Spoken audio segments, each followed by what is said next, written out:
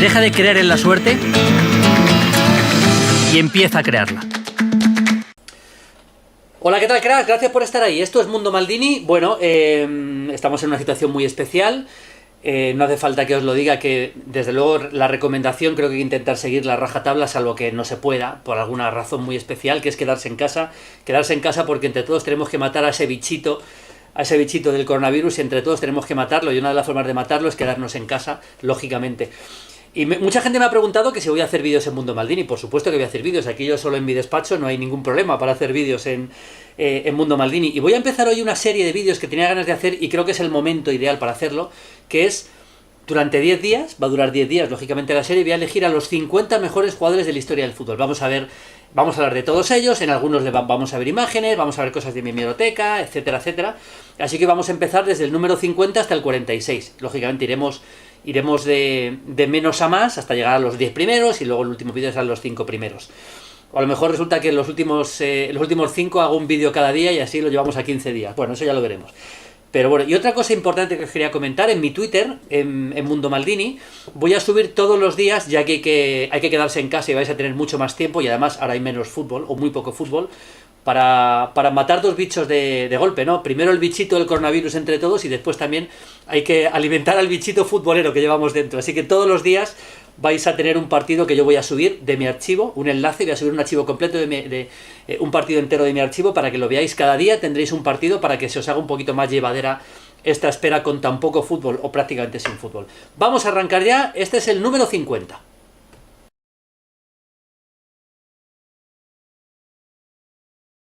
Dançarino pensador, sócio da filosofia da cerveja do suor. Ao tocar de calcanhar o nosso fraco, a nossa dor.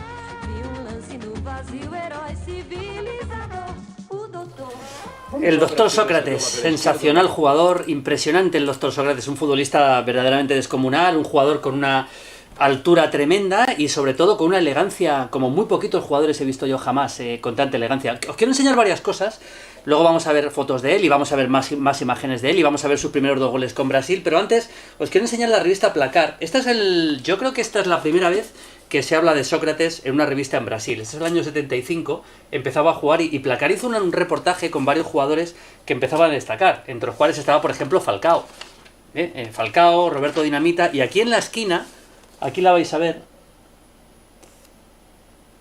ahí lo veis, el doctor Sócrates, que entonces jugaba en el Botafogo de Ribeirão Preto. Fijaos lo que decía entonces aquella época Placar. Decía Sócrates brasileiro Sampaio de Sousa Vieira de Oliveira, que es como se llama él realmente. Tiene un fútbol tan grande como su nombre. Con 20 años, 1,89 de altura y 75 kilos, consigue correr en el campo y distribuir para todos los lados con un fútbol inteligente, creativo y de genio. Todo el juego del Botafogo de Ribeirão Preto, no confundir con el Botafogo de Río, este es un equipo más modesto, paulista. El Botafogo de Ribeirão Preto, todo el fútbol giraba en torno a él. Y luego os voy a enseñar otra revista, justo un año después, de la colección mía de Placar de Brasil, que esta es la gran revista que hay en Brasil. ¿Por qué se le llama al doctor Sócrates? Pues yo estoy convencido que se le llama al doctor Sócrates por este reportaje, igual que pasó con Julio César Iglesias y la famosa Quinta del Buitre. Bueno, pues este reportaje, un doctor de bola, aquí lo veis, exactamente por este reportaje se le empezó a llamar el doctor Sócrates, porque además era doctor en medicina, el doctor Sócrates. A ver, estamos hablando de uno de los grandes jugadores de la historia del fútbol brasileño, para mí sin ninguna duda, el doctor Sócrates, un jugador descomunal en todos los sentidos, y que además ya no solo tuvo una significación importante como futbolista, sino también como, digamos, desde el punto de vista social, porque Brasil había pasado por una etapa de dictadura durante muchísimo tiempo, y él lideró esto que estáis viendo, la democracia corintiana. Él lideró un poco la revuelta contra la dictadura por parte del fútbol brasileño y lideró una serie de jugadores brasileños, y es lo que se vino a llamar la democracia corintiana. Incluso este dibujo es del Mundial del 86, que si os acordáis del partido contra España, que por cierto marca el de cabeza, llevaba una cinta en el pelo pidiendo justicia. Siempre ha estado muy involucrado en movimientos sociales, en Brasil. Y eso es muy importante. Bueno, como futbolista hay que hablar de mil cosas de... Aquí, esta es la foto que yo os decía. Como futbolista pues hay un montón de cosas que comentar del gran doctor Sócrates, pero desde luego jugó en el Milan, jugó en la Fiorentina en Italia muy poquito, jugó por supuesto en Botafogo Ribeirão Preto, en Corinthians, que es su gran equipo, luego estuvo en Flamengo y en Santos. Y quiero que veáis más imágenes de él como jugador, por supuesto, del gran doctor Sócrates, mientras seguimos hablando un poquito de él. Aquí le tenemos ya, esto es en Corinthians, donde realmente se hizo grande.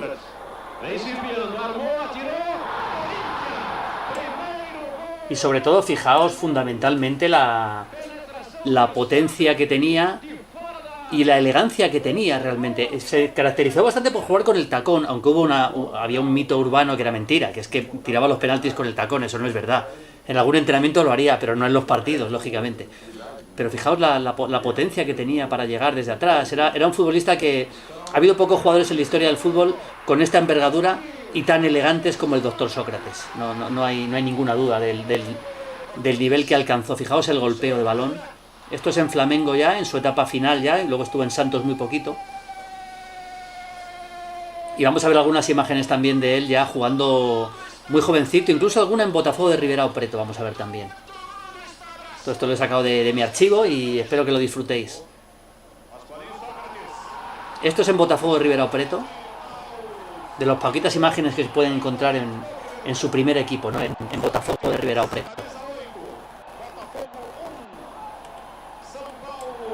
Cursinho, depois do cursinho entrei na faculdade, não tinha agenda compatível. E depois me tornei profissional, ahí ya no era várzea, ¿no? Este detallito marcando con el tacón, que ya digo, que se caracterizó también por eso.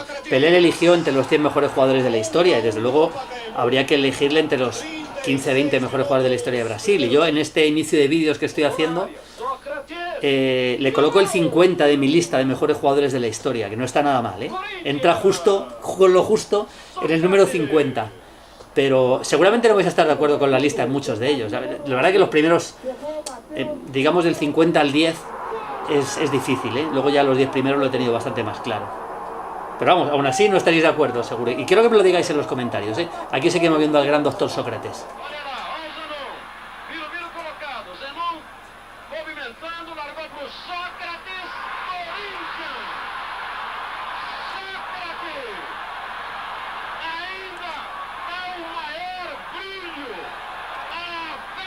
Jogou 6 anos e virou ídolo. Mais que isso, virou embaixador do Timão.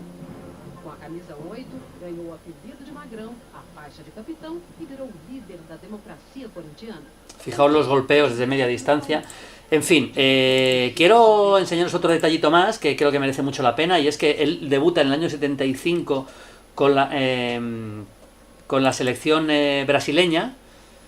No, perdón, en el año 79 debuta con la selección brasileña, y luego el primer gol que marca lo marca en el año 79 también, en un partido contra Uruguay. Tengo el partido completo, algún día os lo subiré completo, pero quiero que veamos algunas imágenes, y sobre todo porque marca 2 goles en aquel partido, y quiero que veáis ese partido. Este es el partido en el que marca su primer gol, segundo partido con la selección. Aquí lo tenemos al doctor Sócrates, ahí es justo a la izquierda de Falcao, estaba también Toninho Cerezo. Y este es el primer gol que marca en su carrera Sócrates con la selección, pase de Falcao.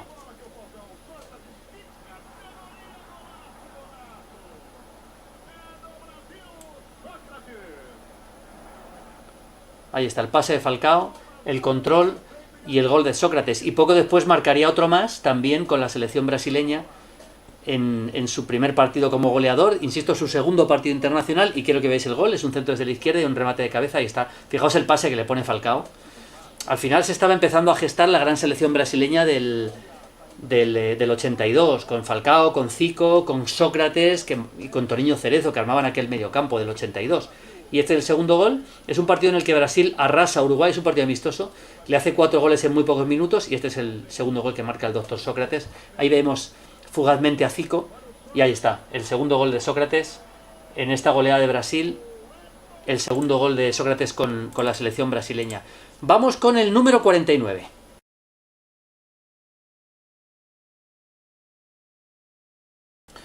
Gordon Banks tiene una historia tremenda. Gordon Banks para mí es el mejor portero inglés de la historia. Aquí tenemos una mítica foto sin guantes, porque los porteros en aquella época muchos no llevaban guantes, eso es así, y luego ya Tomaszewski, que algún día hablaremos de aquel partido mítico en el Inglaterra-Polonia del 73, Tomaszewski se puso unos guantes que eran prácticamente de pintor y hizo uno de los partidos más heroicos que recuerdo en la historia de un portero.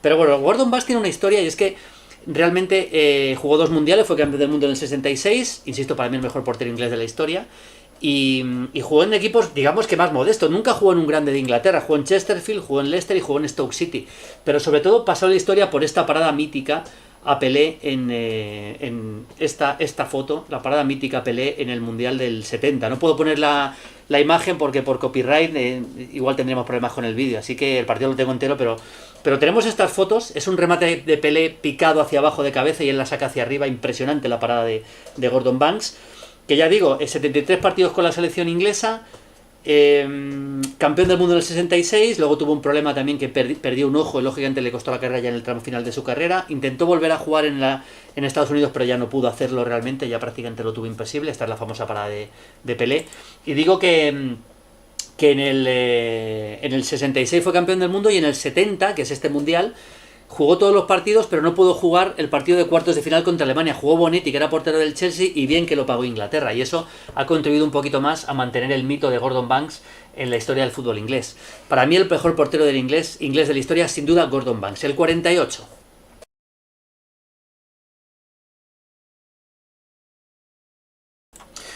Bloquín fue un jugador delicioso, era un delantero centro con un talento, con una elegancia para jugar verdaderamente descomunal y francamente fue Balón de Oro en el año 75. Vamos a ver algunas imágenes de él ahora también. Esta es la famosa final de Recopa del 86, donde el Dinamo de Kiev le pega un auténtico repaso al Atlético de Madrid en Lyon. Aquel Dinamo de Kiev, dirigido por Lobanovsky, era su segunda etapa de Lobanovsky, un técnico del que algún día habrá que hacer algo aquí en Mundo Maldini, pero desde luego Oleg Blokin yo le considero seguramente el gran jugador ruso de la historia, realmente por todo lo que significó en su momento. De hecho tiene el récord de partidos con la selección de la antigua Unión Soviética, 42 goles con la URSS, y esta es una imagen del Dinamo de Kiev, aquel gran Dinamo de Kiev. Vamos a verle en imágenes también a Blokin, porque merece mucho la pena disfrutar un poquito con imágenes que hay de Oleg Blokin para que le disfrutéis en toda su intensidad. Ya digo, diestro, jugador elegante, muy buena conducción de balón, fijaos el recorte aquí, y era verdaderamente todo elegancia. Además un jugador que duró muchísimo, prácticamente siempre jugó en su país, luego acabó jugando fuera de su país, pero muy poquito. Pero bueno, estas son imágenes de la historia del Dinamo de Kiev, preciosas imágenes, por cierto, de la historia del Dinamo de Kiev. Y ya digo, Balón de Oro en 1975, y hay varios partidos míticos, alguno lo tengo y lo pondremos algún día en Mundo Maldini. Por ejemplo, aquella Eurocopa, aquella Supercopa que le gana al Bayern de Múnich, en Múnich el Dinamo de Kiev, Supercopa Europea, y vais a ver también algunos de los goles de aquella Supercopa Europea. Pero ya digo, centrocampista más bien delantero, casi falso 9 por momentos, que es el Dinamo de Kiev, que lo ganaba todo en aquella época, por cierto, y que era sobre todo dirigido por el gran Oleg Blokin, que luego llegaría incluso al Mundial 86. Aquí lo tenemos. Y esta es la Supercopa que yo os comentaba, que le gana el Dinamo de Kiev al gran Bayern de Múnich de la época. Es el Bayern que estaría ganando 3 Copas de Europa consecutivas. Bueno, pues le acabó ganando en esta Supercopa de Europa el Dinamo de Kiev, que había ganado la Recopa en una final prácticamente sin público. Ahí tenemos a un joven Lobanovsky y algunas imágenes de ese partido, ¿no? De ese partido y vamos a ver sobre todo el gol de Oleg Blokin. Este es Rummenigge, el gol de Oleg Blokin, que acaba resolviendo ese partido para el Dinamo de Kiev. Ya digo que estamos haciendo los 50 mejores jugadores de la historia, del 50 al 1, cada día. Ahí tenemos a Blokin, cada día serán 5, y seguramente los últimos 5 haremos uno cada día, con lo cual serán 15 días de vídeos para esta época en la que nos ha tocado vivir, estar más tiempo en casa, o mucho más tiempo en casa. Ahí está el golazo de Blokin, precioso el gol de Blokin, que era, ya digo, un jugador fantástico, y que entra en mi lista de los 50 mejores jugadores de la historia del fútbol.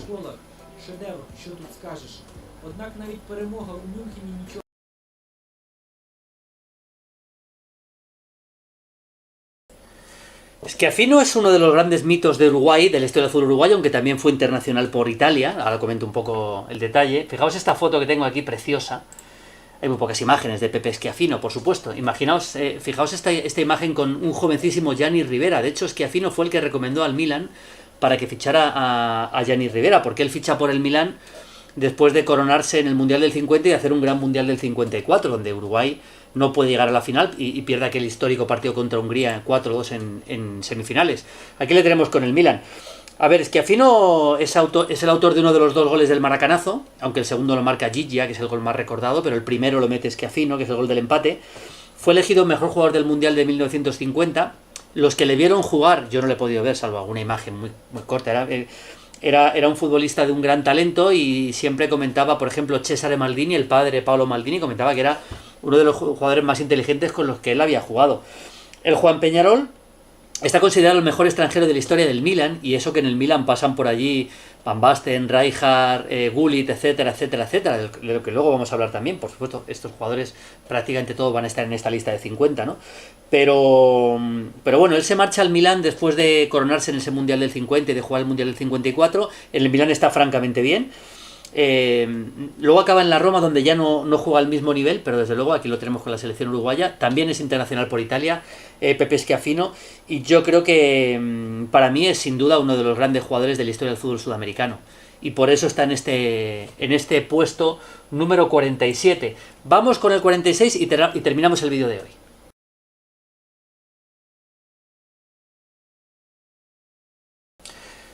Frank Rijkaard fue realmente la definición más clara del todocampista, digamos, de jugador que participa por todas las zonas del campo de los años últimos 80 y primeros 90. Frank Rijkaard era sensacional por la capacidad que tenía para llegar, por el pase largo que tenía, por la conducción que tenía yendo al ataque, y es uno de los hombres de los emblemas del Gran Milán, primero de Sacchi y luego con Capello. El de Sacchi gana Copas de Europa y luego, por supuesto, con Capello incluso hace aquel récord histórico de partidos sin perder que le rompe el Tino Asprilla. Historia viva del fútbol europeo realmente Frank Rijkaard, y tiene que estar en esta lista desde luego. Gana 2 copas intercontinentales, por supuesto gana 2 copas de Europa con el Milan, 2 copas intercontinentales, una de ellas es esta contra el Atlético Nacional de Medellín, ahí tenemos a Leonel Álvarez y detrás Marco Van Basten.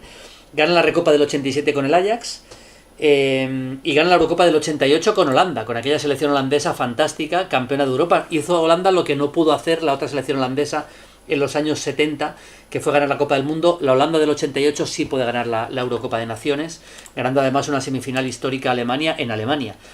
Pero bueno, yo quiero que veáis alguna imagen de Frank Rijkaard, porque algún día haremos un vídeo largo de Frank Rijkaard viendo cosas en el Milan, pero sí quiero que veáis, por ejemplo, estas imágenes en un partido contra el Zaragoza de Supercopa de Europa, donde vais a ver un poco lo que es el Frank Rijkaard en estado puro, ¿no? El jugador que tenía pase largo, que llegaba desde atrás. Aquí tenemos el viejo estadio de Ámsterdam. En este partido ya había ganado el Zaragoza, el Ajax al Zaragoza en la ida en la Romareda, en un partido que además llovió muchísimo, lo recuerdo perfectamente. Y aquí lo tenemos, vamos a ver, por ejemplo, aquí vais a ver cómo llega el remate. Ahí remata de cabeza un jovencísimo Frank Rijkaard, que luego, por cierto, pasó por el Zaragoza durante una etapa muy corta de tiempo. Y el gol que marca Van Schip. Y bueno, aquí alguna imagen más de este partido, ya puestos también, ¿no? Porque aquí también se trata de repasar, aprovechando los 50 jugadores, repasar más cosas también, ¿no?